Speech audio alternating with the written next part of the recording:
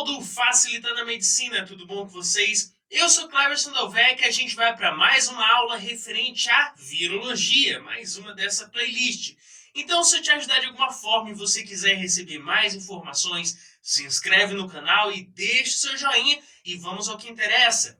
Hoje nós vamos dividir essa aula em duas, falando sobre o vírus da influenza. Primeiro a gente vai ter umas noções básicas e no próximo vídeo nós vamos dar uma aprofundada referente a esse vírus para ficar mais didático.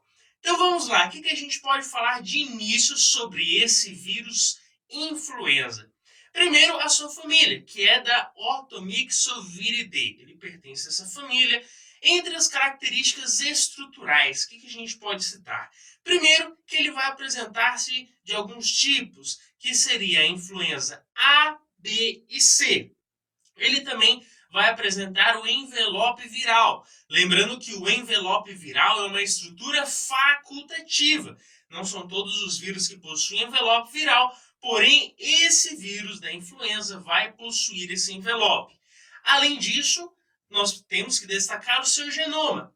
O seu genoma ele seria de RNA de fita simples com uma polaridade negativa.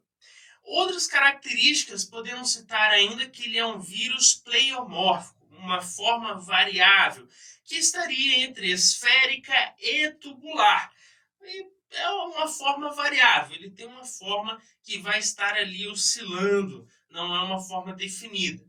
Ele também tem um tamanho que varia entre 80 a 120 nanômetros, que comparando a outros vírus, seria um vírus relativamente pequeno. Existem vírus muito maiores que ele, como a gente já viu em outros vídeos.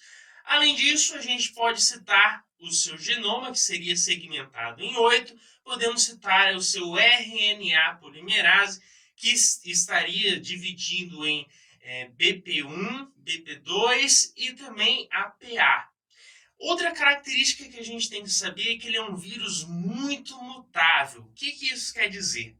A gente vai falar melhor no próximo vídeo, a gente vai detalhar melhor, que ele tem muita capacidade de se modificar a sua estrutura, principalmente a hemaglutinina, que são estruturas que estariam na membrana. A gente vai falar nesse vídeo ainda que essa hemaglutinina está na membrana desse envelope viral e ela é capaz de mudar. Ela sofre drift, shift. A gente vai entender isso melhor no próximo vídeo.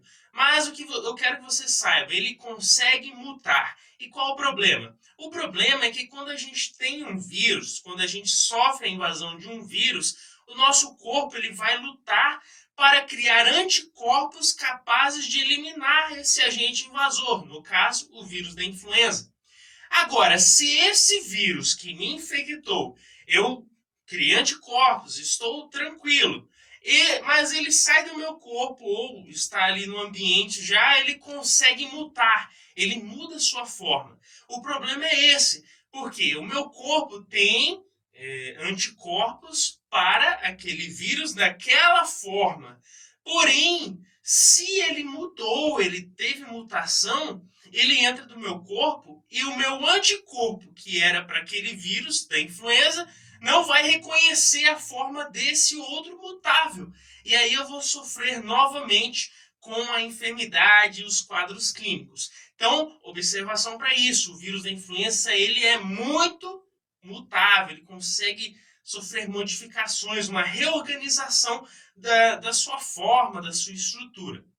Outro ponto também seria a própria hemaglutinina que a gente citou, que seria uma estrutura que estaria na membrana desse envelope viral, seria uma estrutura que está relacionada ao processo de invasão desse vírus.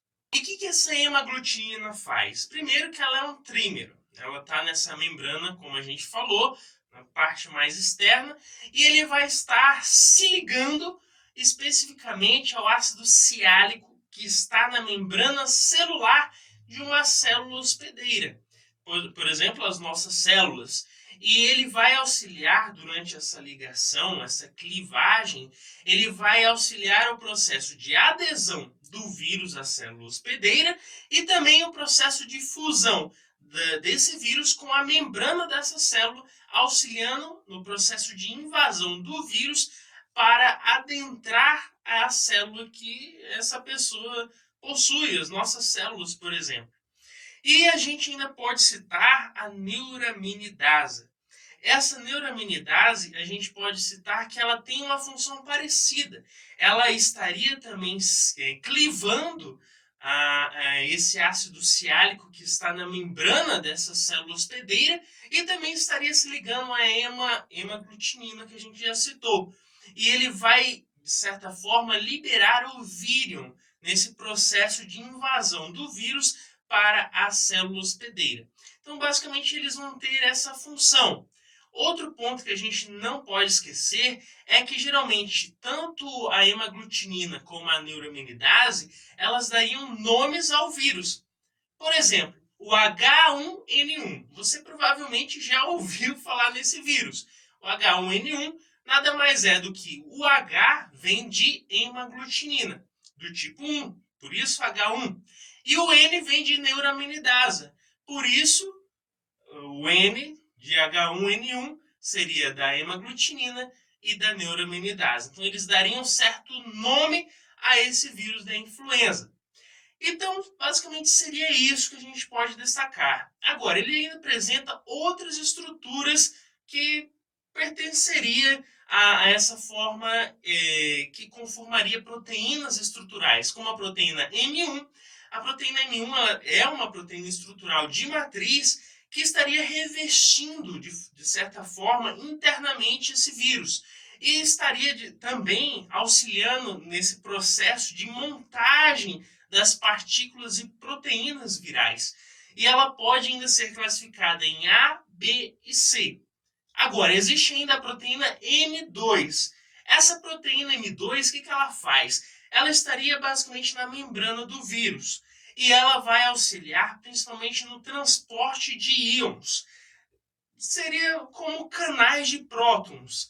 E ele também vai auxiliar na produção da hemaglutinina, que a gente já citou, e também na descapsidação. O que seria isso? Seria quando esse vírus já está dentro de uma célula hospedeira, a gente vai falar mais à frente, e ele abre esse capsídeo para liberar o material genético desse vírus dentro da célula hospedeira.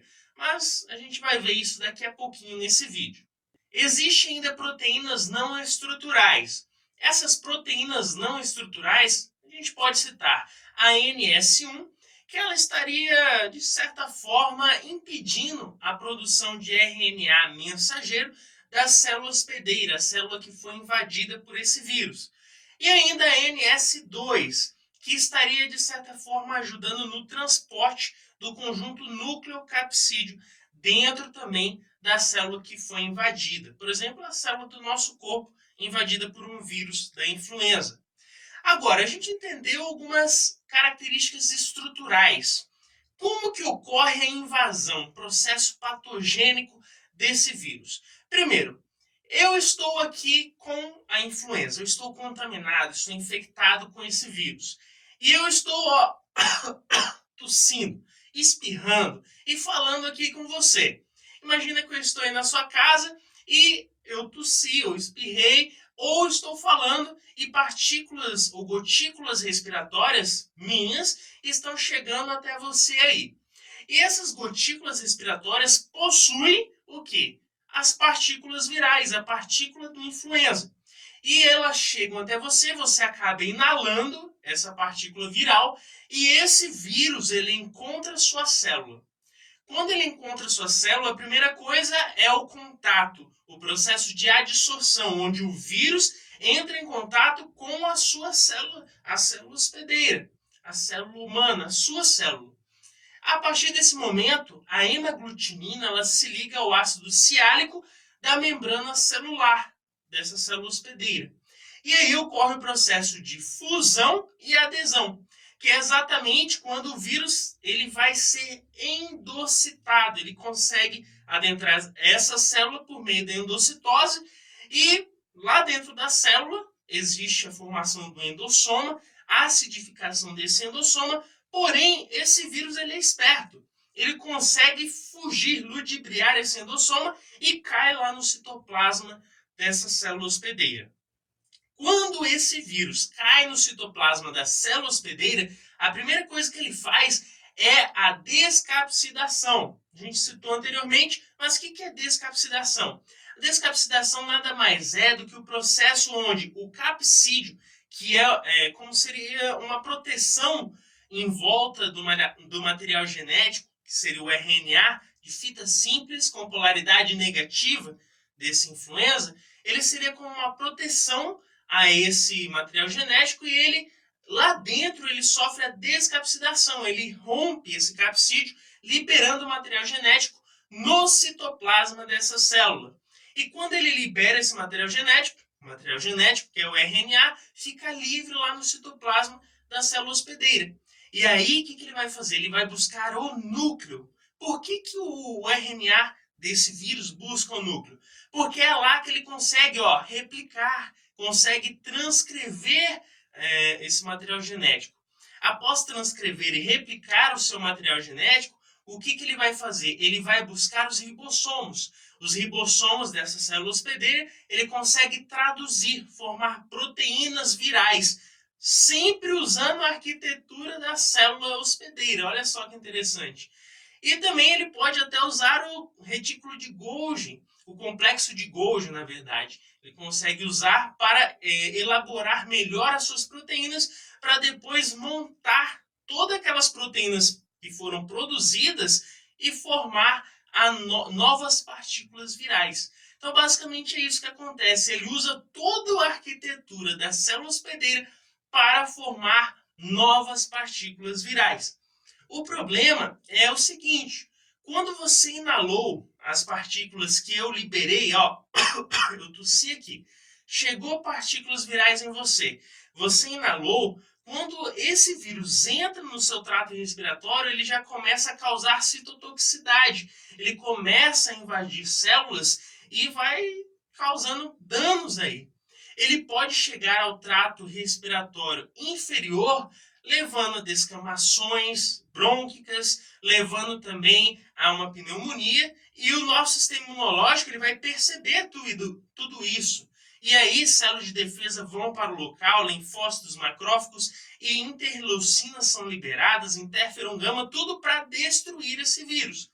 E aí que vem o problema. Se o nosso sistema imunológico está reagindo a esse vírus, aí que vem as manifestações clínicas e é o tema do nosso próximo vídeo, a parte 2 do influenza. Então vai lá e dá uma assistida. Então, pessoal, com isso finalizamos esse vídeo. Se eu te ajudei, deixe seu joinha e se inscreve no canal. Valeu?